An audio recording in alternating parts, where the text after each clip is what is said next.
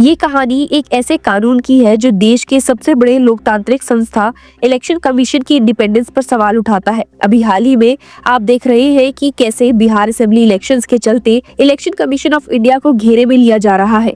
उनकी special intensive revision exercise को लेकर सुप्रीम कोर्ट में भी मल्टीपल पिटीशंस इस एक्सरसाइज को चैलेंज कर रही है और ईसीआई पर आरोप लग रहे हैं कि वो फेयरली इलेक्शन कंडक्ट नहीं करवा रही। दर्शकों, सोसाइटी का एक सेक्शन कहता है कि ईसीआई का ये एक्शन रूलिंग पार्टी के इन्फ्लुएंस और प्रेशर में किया जा रहा है ताकि उनकी पार्टी इलेक्शंस जीत सके।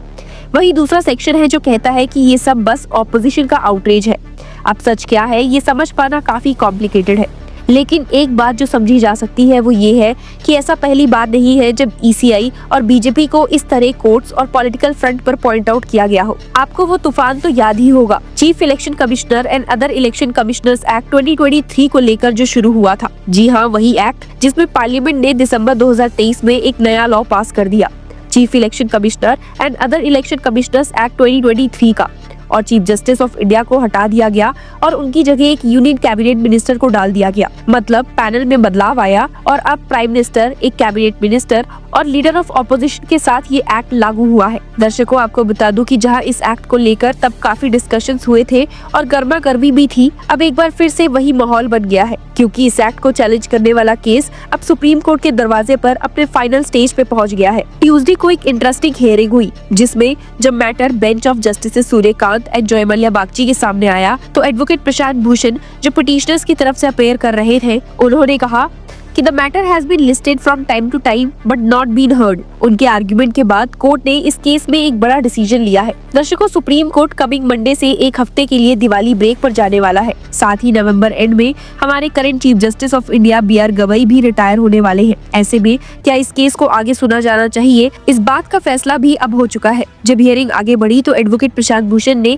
विनम्रता से रिक्वेस्ट की, please spare 3-4 hours on a day of which the petitioners will take 2 hours to complete their submissions। ये सुनकर जस्टिस कांत ने रिप्लाई दिया, the matter may be mentioned on the morning of 11th November so that the bench can adjourn non-urgent matters on the said day। जी हाँ, अब court ने तय कर दिया है कि ये मैटर 11 नवंबर को सुना जाएगा, लेकिन इस डेट के पीछे का ड्रामा, हिस्ट्री और पॉलिटिक्स समझना बहुत जरूरी है क्योंकि ये सिर्फ एक टेक्निकल केस नहीं बल्कि इंडियन डेमोक्रेसी के फ्री एंड फेयर इलेक्शंस के कॉन्सेप्ट पर डायरेक्ट चैलेंज है। ट्यूसडे को हुई छोटी सी कन्वर्सेशन के अंदर एक फ्रस्ट्रेशन भी छुपी थी क्योंकि ये केस ऑलमोस्ट 1 साल से सुनवाई का इंतजार में है। जब 2023 में पार्लियामेंट ने नया लॉ पास किया तब से इस पर काफी हंगामा हुआ था क्योंकि सुप्रीम कोर्ट ने कुछ महीने पहले मार्च 2023 में अपना Anoop Barnwal versus union of India judgment में कहा कि जब तक पार्लियामेंट अपना लॉ नहीं बनाता तब तक इलेक्शन कमिश्नर्स के अपॉइंटमेंट के लिए एक पैनल होगा जिसमें prime minister, leader of opposition and chief justice of India होंगे। कोर्ट का रीजनिंग सिंपल था कि अगर सिर्फ एग्जीक्यूटिव यानी कि सरकार अपॉइंट करेगी तो इलेक्शन कमीशन की इंडिपेंडेंस कॉम्प्रोमाइज हो सकती है। उस वक्त बेंच ने कहा था, in a democracy the purity of election process must remain अनसल्ड।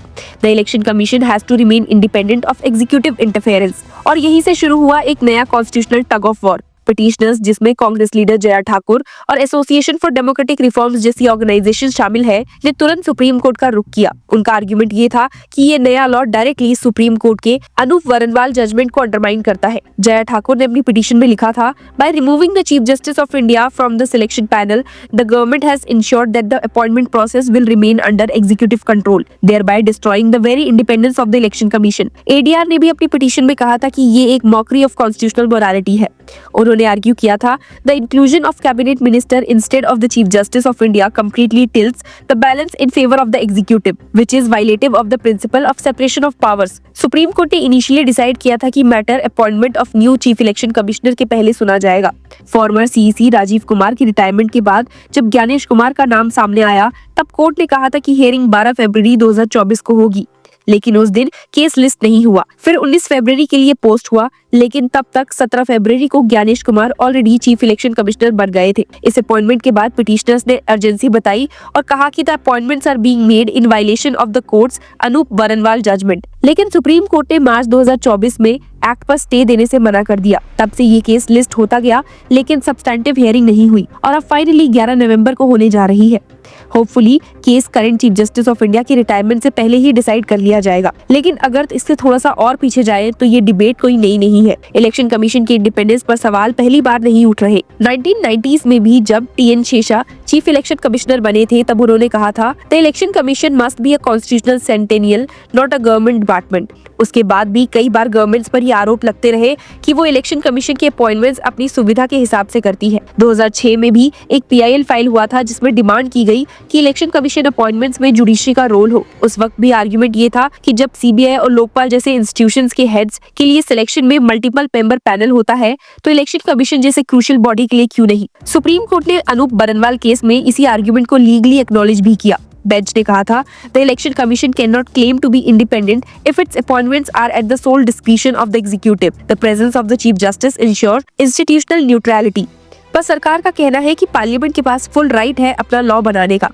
Law minister Arjun Ram Meghwal ने दिसंबर 2023 में पार्लियामेंट में कहा था the supreme court had itself said that its direction will hold till a law is made by the parliament. Now that the parliament has made a law there is no question of violation. सरकार का ये भी argument है कि cabinet minister का inclusion is not arbitrary क्योंकि वो prime minister के साथ एग्जीक्यूटिव रिप्रेजेंटेशन करता है और ऑपोजिशन का एक मेंबर भी पैनल में है।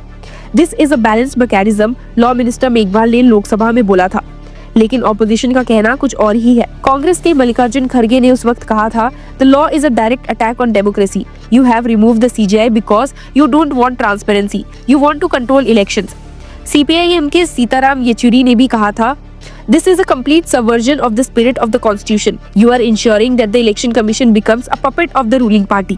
पॉलिटिकल एनालिस्ट का कहना है कि 2019 के बाद इलेक्शन कमीशन पर ऑलरेडी क्रेडिबिलिटी क्राइसिस है।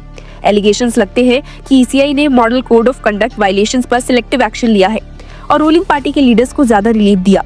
इस बैकड्रॉप में जब गवर्नमेंट ने CJI को हटा दिया तो नेचुरली सस्पिशन बढ़ जाता है। और अब जब सुप्रीम कोर्ट मैटर को सुनेगा तो एक बेसिक क्वेश्चन सामने आएगा कि क्या पार्लियामेंट का लॉ बना लेना काफी है अगर वो कॉन्स्टिट्यूशन के बेसिक स्ट्रक्चर को अंडरमाइन करते हो। क्योंकि अनूप बरनवाल जजमेंट में कोर्ट ने क्लियर किया था कि independence of the election commission is part of the basic structure of the constitution. अब सवाल ये है कि क्या सुप्रीम कोर्ट अपने ही 2023 वाले वर्डिक्ट के स्पिरिट को डिफेंड करेगी या पार्लियामेंट के लेजिस्लेटिव विजडम के सामने रुक जाएगी। अगर कोर्ट ने एक्ट को अनकॉन्स्टिट्यूशनल डिक्लेयर किया तो सरकार पर एक बड़ा पॉलिटिकल झटका होगा। लेकिन अगर कोर्ट ने अपहोल्ड कर दिया तो इलेक्शन कमीशन की इंडिपेंडेंस पर परसेप्शनल क्राइसिस और बढ़ जाएगा। ये case doctor J.R. Thakur and others versus union of India and another अब एक सिंबॉलिक बैटल बन गया है। एक तरफ है गवर्नमेंट का कहना कि पार्लियामेंट्स विल इज सुप्रीम और दूसरी तरफ पिटिशनर्स का दावा that constitution spirit is supreme. और बीच में खड़ी है सुप्रीम कोर्ट जिसे तय करना है किसकी बात सुनी जाए। 11 नवंबर को जब जस्टिस सूर्यकांत की बेंच कोर्टरूम में बैठेगी तो सिर्फ एक लॉ का फ्यूचर डिसाइड नहीं होगा बल्कि इंडियन डेमोक्रेसी के ट्रस्ट आर्किटेक्चर का भी टेस्ट लिया जाएगा। आप इस टेस्ट में किसके साथ खड़े हैं हमें कमेंट में जरूर बताइए। एंड कीप फॉलोइंग लॉ चक्र।